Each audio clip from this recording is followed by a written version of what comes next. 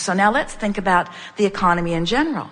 So there are all kinds of people, no matter what the economy is, there are always those who thrive in all economies, just as there are usually those who don't thrive in all economies. In the best of times, there are people who don't do well, and in the worst of times, there are people who do well. So now let's say that you have, through reading this book 4 times, or just through the power of your own wanting, you've tuned yourself into appreciation for these beautiful things and appreciation for the way things flow to you. So now that's the vibration that you're offering. So which of those people that we just described are you more likely to rendezvous with? You're going to rendezvous with those who have something for you and you something for them. But what about a person who's pessimistic and worried and complaining? Who in the economic community are they going to rendezvous with? Yeah. Those who are complaining gravitate to each other, and then they complain louder. But they don't get improvement. Even your government hears them complain and says, oh, we must soothe those complaints. But you can't throw enough money at that complaining crowd, because just like that spinning merry-go-round on the playground, it just throws them off in the bushes. In other words, you just can't give them enough because they're a vibrational mismatch to it, you see.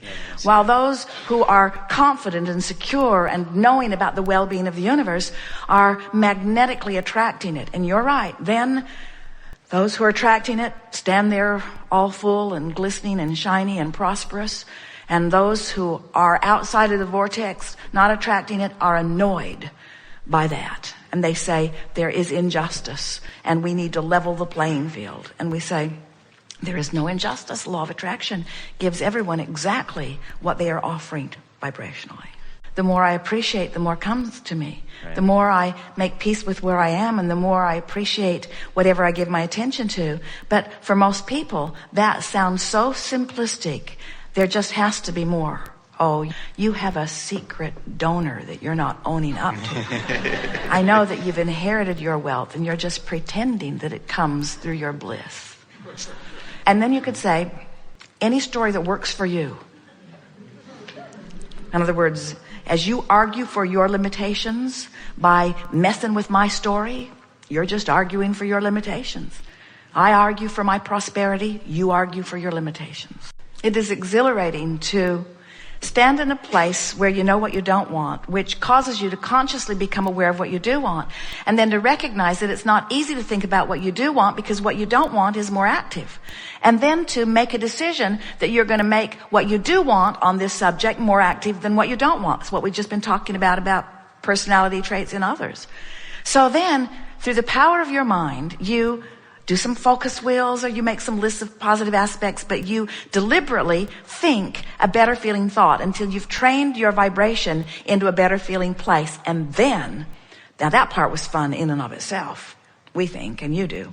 But then the fun really starts, because now the universe starts showing you, now that you're a cooperative component, starts showing you how much it can deliver to you that matches that. And so just avalanches of, how about this? You like that? How about this? Well, you like that? How about this? Well, you like that? How about this?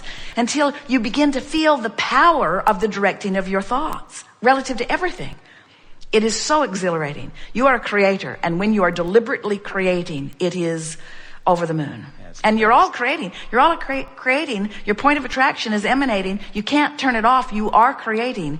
But creating deliberately is so much fun. And creating by default, not so much fun.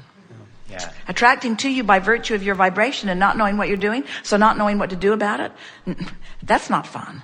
But delivering a thought on purpose and shoring it up with intentionality, and feeling it click into place until it's naturally how you feel and what you think, and then watching the universe respond to that active vibration within you, that is fun.